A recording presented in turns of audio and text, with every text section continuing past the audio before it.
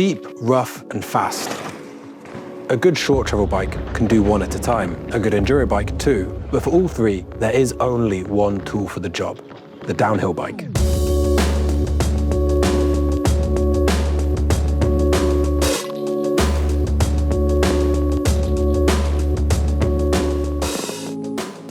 The downhill bike is like powder skis, only they make every day a powder day. Normally in winter, the mountains around some peaks would be caked in deep snow. They say no friends on powder days, which is useful, as some peaks was caked in a different type of powder, and Remy and I are yet to agree on which downhill bike is best.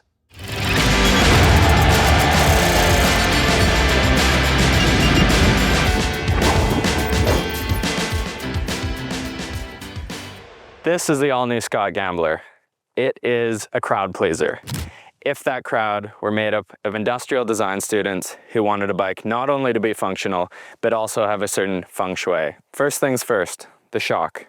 You might have heard of the Orange 224 being referred to as sounding like a filing cabinet. This frame, however, is stealthily quiet, impressively so, but it does literally file the Fox DHX2 inside the frame itself. This bike has adjustments galore. It is 27.5 and 29er rear wheel compatible, has all the flip chips and many, many Torx heads. The shock, however hidden, is driven by a 6-bar linkage. 6 bars are heavier as they have more moving pieces, but allow a level of tuning that 4 bars struggle to match. Scott says this design allows them to mount the shock as low as absolutely possible for a lower center of gravity. While this is true, it also gives them a novel, clean, and marketable approach. So although that hidden shock is undeniably slick, we are a little bit skeptical that it is purely performance driven. So is it all worth the hassle? We spent a little bit of time riding these bikes on our home trails, dialing them in before coming here. These are some of the messages that Henry was sending me about the Scott Gambler. I'll read them to you now. Ooh heavens, it's gonna get me. Mama's got the nasty jam. Ooh yeah, hot, hot, hot. I'm frothing. I'm foaming at the mouth. I've got the rabies, the glorious Gambler rabies. Compelling stuff from the front line. Well, whatever he had, he's feeling better and he's ready to introduce the next bike.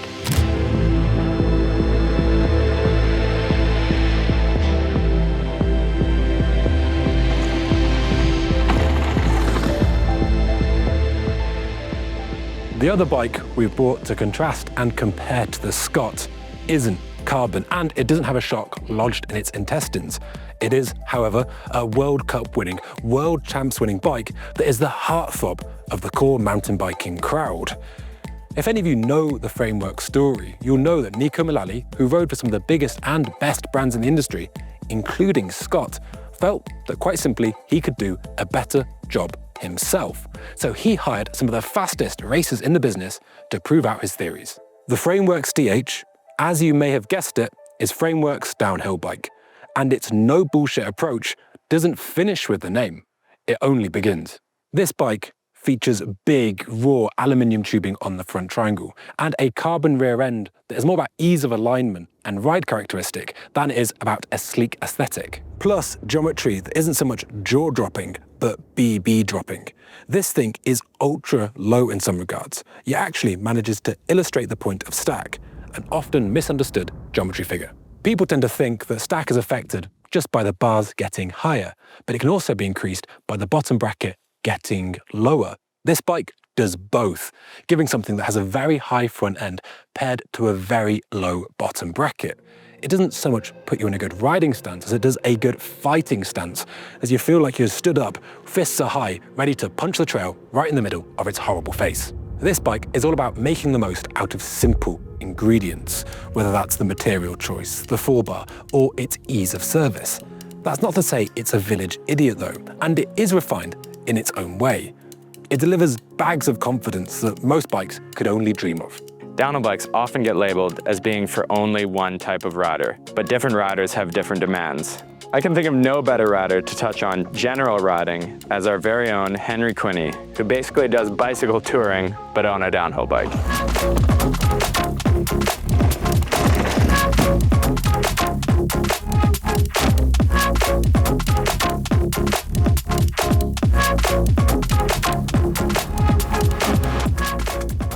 These bikes are very different, but are both modern in their own way, yet inspire very different types of confidence. When I'm in the bike park riding steeps, turns and everything in between, I'm not necessarily asking for the fastest bike or the bike that's most capable in a straight line. Instead, I'm looking for something that is very capable, but manages to package that capability within the confines of balance. For me, the Scott is that bike. On the steepest terrain, it's not as fast or doesn't feel as fast as the Frameworks, but it's easier to ride on everything else. The ultra-low bottom bracket of the Frameworks means that it really excels on steep, rough terrain.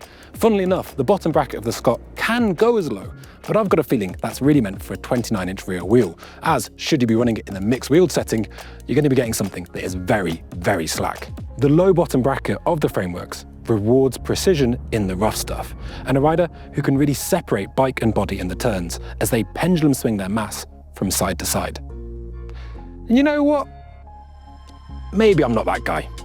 The Scott tends to nibble away a bit more at its travel. Now that might mean it doesn't take such huge bites and chunks out of it when the terrain gets really rough.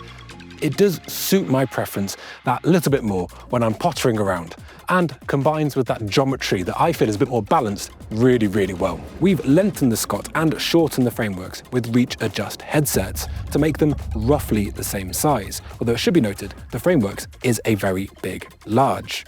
But out of the box, the Frameworks' geometry does mean it is outrageously fast in steep terrain, if you can hang on to it. One thing I am the QuarterHP expert on is going slowly and dragging your brakes, and when you do so, coming through terrain like this, your suspension can begin to fight your drivetrain. Now, interestingly enough, Frameworks sell their bike with an O-chain in mind. We've tested bikes both with and without drivetrain devices, and we think they behave quite similarly. For the record, we use E13 Psychic in the 18-degree float, and we think both bikes really benefit from that setup. Whilst testing, we've been lucky enough to ride Hero Dirt and Whistler, and then underneath blue skies here in Sun Peaks, which has led to some quite dusty trails.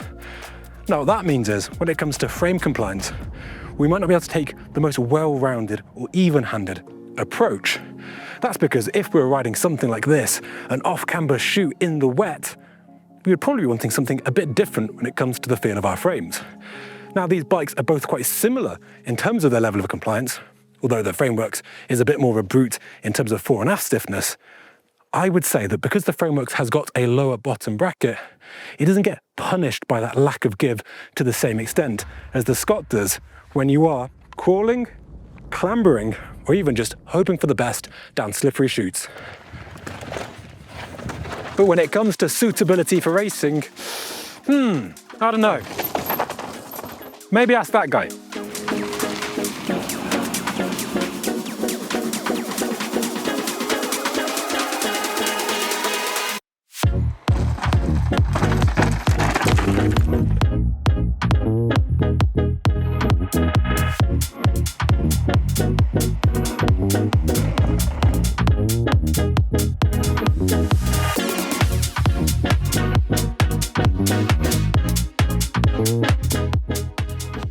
Hopping on the Scott, I was really impressed with how easy it was to get along with. It's a perfectly intuitive ride. Cornering it is an absolute dream, and flicking it from side to side is as easy as looking at where you want to go and then pointing the bike in that direction. In tighter terrain, it really excels compared to the Frameworks. The 6-bar suspension always feels like it's exactly where it needs to be in the travel. It never wallows or feels overly stiff on rough terrain. It's fast and fun, two things that sometimes can be mutually exclusive. And then I rode the Frameworks.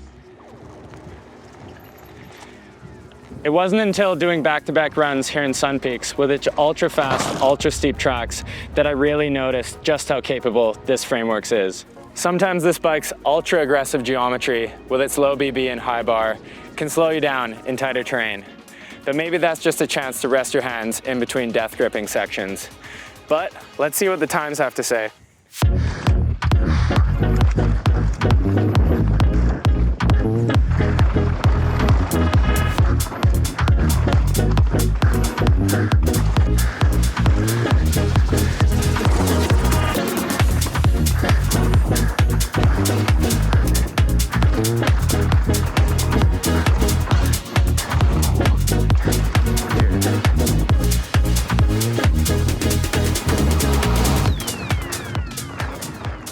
So I've got the challenge of explaining these bikes in 30 seconds or less, as quick as possible, all the tech specs without being boring. The Scott is first.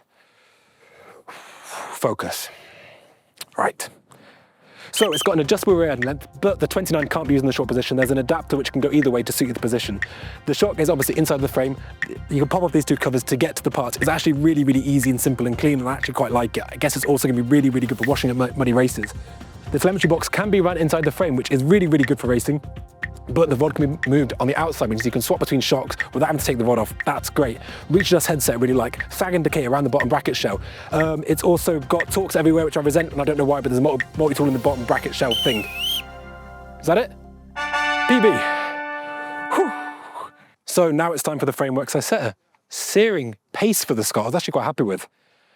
Let's see if I can do any better. Deep breath. Ready, steady, go. Fucking bike, innit? Is that it? Is that it? He's done it! He's done it! Which one of these expensive bikes is truly more desirable? We couldn't decide, so we left both bikes outside a cafe and let Sun Peaks mountain bikers have their say. For the Corb and informed rider, the framework seemed irresistible, and there was some skepticism about the shock on the Scott. But it felt like for more casual riders, the Gambler won out.